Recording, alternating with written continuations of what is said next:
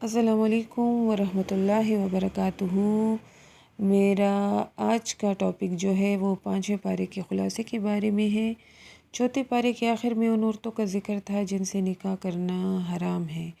اور 5ویں پارے کے شروع میں ہی اس بحث کو مکمل کرتے ہوئے فرمایا گیا ہے کہ ان محرمات کے سوا دوسری عورتیں تمہارے لیے حلال ہیں،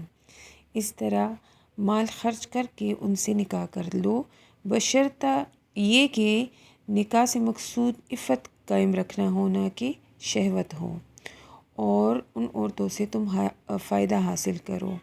ان کا مہر مقرر کیا ہوا ادا کر دو۔ ان میں سے جو یہ آخری الفاظ ہیں نا، جن عورتوں سے تم فائدہ حاصل کرو، تو بعض حضرات نے اس سے نکاح متع لیا ہے۔ نکاح متع کیا ہے؟ نکاح متع پہلے زمانے جاہلیت میں متع کا رواج تھا نا، چونکہ اسلام کے احکام بتدریج نازل ہوتے گئے، اور اس لیے ابتدا میں اسلام میں یہ رواج باقی رہا، لیکن بعد میں واضح طور پر اس کی حرمت کا اعلان کر دیا گیا۔ متع نکاح جو تھا وہ ایک اسپیسیفک ٹائم پیریڈ کے لیے تھا، یعنی 6 مہینے، 1 سال، 2 سال، 3 سال، جتنا بھی اس مرد حضرات کا یا عورتوں میں سے کسی کا دل ہوتا تھا، تو ایک مخصوص ٹائم پیریڈ ہوتا تھا کہ اتنے عرصے کے لیے ہم یہ نکاح کرتے ہیں، اور اتنے مہر پر، اور اتنے عرصے بعد یہ نکاح، اس عرصے کے بعد وہ نکاح ختم ہو جاتا تھا۔ تو اس کے بارے میں ابن ماجہ میں بھی حضور صلی اللہ علیہ وسلم کی ایک حدیث درج ہے کہ اے لوگوں، میں نے تمہیں متع کی اجازت دی ہے، لیکن اب اللہ نے اسے قیامت تک کے لیے حرام کر دیا ہے۔ اس کے بعد تیسرے رکوع میں گھر کے نظام کو درست رکھنے کے لیے چند بنیادی ہدایات دی گئی ہیں۔ پہلی ہدایت تو یہ ہے کہ گھر میں حاکمیت اور ذمہ داری کا جو درجہ ہے وہ مرد کو حاصل ہے، کیونکہ جس جماعت اور جس گھر کا کوئی سربراہ نہ ہو تو وہاں پہ پھر انتشار پھیل جاتا ہے،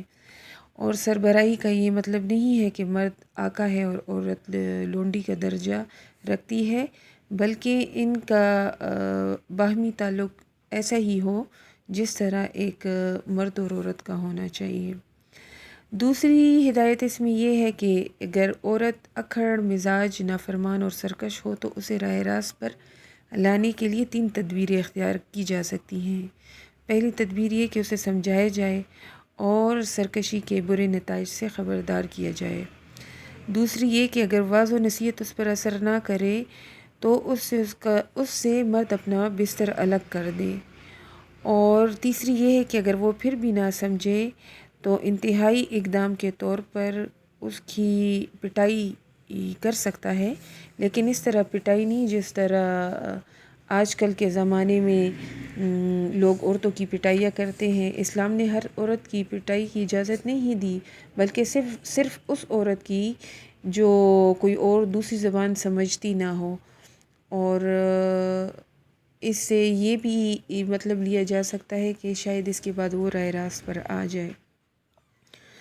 گھر اور خاندان کے نظام کو درست رکھنے کی تدبیر بتانے کے بعد 5ویں رکوع میں اجتماعی زندگی کی درستگی کے لیے ہر چیز اور ہر کام میں احسان کا حکم دیا گیا ہے، اور یہ نہ صرف عدل کا حکم ساری مخلوق کے ساتھ دیا گیا ہے، بلکہ کافر کے حقوق بھی غصب کرنے کی اجازت نہیں ہے ہمارے دین میں۔ اس میں ایک مشہور واقعہ بھی بیان ہوا ہے جو عثمان بن طلحہ کا ایک واقعہ ہے، جس میں فتح مکہ کے موقع پر ان سے چابی لے لی گئی تھی، اور بہت سے مسلمان جو تھے ان کی تمنا تھی کہ یہ شرف انہیں دے دی جائے، کعبہ کی جو چابیاں تھیں جن کے پاس، مگر اللہ تعالیٰ نے انہیں کعبے کی چابیاں واپس کرنے کا حکم دیا، چنانچہ یہی واقعہ ان کی ایمان لانے کا سبب بنا۔ ایک دوسرے واقعے کی طرف بھی توجہ ہے جو بہت قابل ذکر ہے۔ 6 رکوع کی بعض آیات کے شان نزول کے طور پر ذکر کیا گیا ہے کہ ایک نام نہاد مسلمان یعنی منافق اور یہودی کا مقدمہ جب حضور صلی اللہ علیہ وسلم کی خدمت میں پیش ہوا تو آپ صلی اللہ علیہ وسلم نے یہودی کے حق میں فیصلہ دیا، اور کہتے ہیں کہ روایات میں ہے کہ منافق نے اپنے حق میں فیصلہ کروانے کے لیے حضرت عمر کی طرف رجوع کیا تو حضرت عمر نے اس کی گردن اڑا دی۔ تو یہ جو بات ہے کہ حضرت عمر نے ان کی گردن اڑا دی، تو یہ بعض روایات میں موجود ہے، اور اس کے بارے میں یہ حتمی طور پہ نہیں کہہ سکتی کہ یہ ٹھیک ہے۔ اچھا، اس کے بعد رسول کی اطاعت ہی اللہ ہی کی اطاعت ہے، لیکن ظاہر ہے منافقوں کو رسول کی اطاعت بڑی کرا محسوس ہوتی تھی۔ اس کے بعد 7ویں رکوع میں پہلے تو مسلمانوں کو جہاد اور قتال کی تیاری کا حکم دیا گیا، اور یہ کہ اپنی نیت خالص رکھیں اور صرف اللہ کی رضا اور دین کی سربلندی کے لیے جنگ کریں۔ پھر بڑے جذباتی انداز میں انہیں جہاد کی ترغیب دی گئی کہ آخر تم جہاد کیوں نہیں کرتے، جبکہ صورت یہ ہے کہ ظلم و ستم کی چکی میں پسنے والے کمزور مرد، خواتین اور بچے اللہ کے سامنے ہاتھ پھیلا پھیلا کر دعائیں کرتے ہیں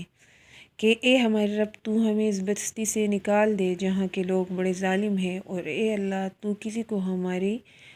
مددگار بنا کر بھیج دے۔ اور پھر آگے بیان ہوا ہے کہ عام طور پر موت کا خوف جہاد کے میدان میں نکلنے سے ایک بڑی رکاوٹ بنتا ہے، اس لیے فرمایا گیا کہ اگر تم گھر کے مضبوط قلعے میں بھی ہو تو بھی نہ جہاد میں نہ جانے کی وجہ سے موت یقینی نہیں ہے، گھر کے مضبوط قلعے میں بھی تمہیں موت آ سکتی ہے، تو گھر میں رہنا زندگی کے تحفظ کی ضمانت نہیں ہے۔ جہاد اور قتال کی ترغیب کے بعد مسلمانوں کو منافقین کی تدبیر اور سازشوں سے چوکنا رہنے کا حکم دیا گیا ہے، اور یہ بتایا گیا ہے کہ یہ وہ سنگ دل گروہ ہے جس نے اسلام کا جامہ زیب تن کر کے ہمیشہ اسلام اور مسلمانوں کو نقصان پہنچایا ہے۔ اور اللہ تعالیٰ نے فرمایا ہے کہ تمہیں کیا ہو گیا ہے کہ تم منافقین کے بارے میں دو گروہ ہو رہے ہو، اور اللہ نے ان کو ان کی حرکتوں کی وجہ سے الٹ دیا ہے، یعنی اے مسلمانوں، تم منافقین کے بارے میں دو گروہ میں کیوں تقسیم ہو گئے ہو؟ ایک گروہ کہتا تھا کہ انہیں قتل کرنا چاہیے کیونکہ یہ ہمارے دشمن ہیں، جبکہ دوسرا گروہ جو ہے وہ ان کے بارے میں نرم پہلو اختیار کرنا چاہتا تھا کیونکہ وہ ہمارے دینی بھائی ہیں، جبکہ اللہ تعالیٰ نے انہیں ان کے نفاق اور معصیت کی وجہ سے کفر کی طرف واپس لوٹا دیا۔ 10ویں رکوع میں اللہ تعالیٰ نے جان بوجھ کر کسی مسلمان کو قتل کرنے کی سزا جو ہے وہ جہنم بتائی ہے، اور قرآن میں اللہ تعالیٰ نے فرمایا ہے کہ اس پر اللہ کا غضب ہوا اور اس پر لعنت کی، اور اس کے لیے اللہ نے بڑا عذاب تیار کر کے رکھا ہے۔ جہاد کے ساتھ ساتھ ہجرت کا بھی ذکر ہے، کیونکہ ہجرت بھی جہاد کی مختلف قسموں میں سے ایک قسم ہے۔ چنانچہ 11ویں رکوع میں فرمایا گیا ہے کہ جو شخص قدرت کے باوجود دارالکفر سے دارالاسلام کی طرف ہجرت نہ کرے اور اس حالت میں اسے موت آ جائے تو اس کا ٹھکانہ جہنم ہے، یعنی اگر وہ قدرت رکھتا ہے اور وہ ایک ایسی جگہ پر رہتا ہے جہاں پہ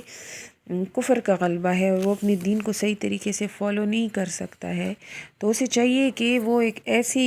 جگہ پر موو کر جائے، ہجرت کرے جہاں پر وہ آسانی سے اپنے دین کے احکامات پر عمل کر سکے۔ ایک روایت میں ہے کہ حمزہ بن قیس جو کہ سخت علیل تھے، پریشان تھے، بیمار تھے اور چلنے پھرنے کے قابل نہیں تھے، تو اور جیسے ہی ہجرت کی آیت نازل ہوئی تو انہوں نے اپنے بیٹوں سے کہا کہ مجھے چارپائی میں ڈال کر مدینہ منورہ لے چلیں، میں مکہ میں ایک رات بھی نہیں گزاروں گا۔ انہیں چارپائی پہ ڈال کر مدینہ لے جانے لگے، لیکن مکہ سے نکلتے ہی ان کا انتقال ہو گیا۔ اس پر اللہ تعالیٰ نے فرمایا، اور جو شخص اللہ اور اس کے رسول کی طرف ہجرت کر کے گھر سے نکل جائیں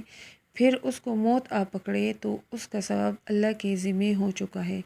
اور اللہ بخشنے والا مہربان ہے۔ اور آگے چل کر اس میں ایک واقعہ جو یہودی اور مسلمان کا ہے، جس میں قریب تھا کہ حضور صلی اللہ علیہ وسلم اس یہودی کے خلاف فیصلہ فرما دیتے کہ اللہ تعالیٰ نے یہ آیت نازل فرمائی اور آپ صلی اللہ علیہ وسلم کو ایسے لوگوں کا ساتھ دینے اور ان کی وکالت کرنے سے منع فرمایا ہے۔ ارشاد باری ہے کہ آپ صلی اللہ علیہ وآلہ وسلم دغابازوں کی طرف سے جھگڑا کرنے والے نہ بنیں اور اللہ تعالیٰ سے معافی مانگے، اور بے شک اللہ تعالیٰ بخشنے والا مہربان ہے۔ یہ آیت اور یہ واقعہ عدل و انصاف کی تاریخ میں سنہرے حروف سے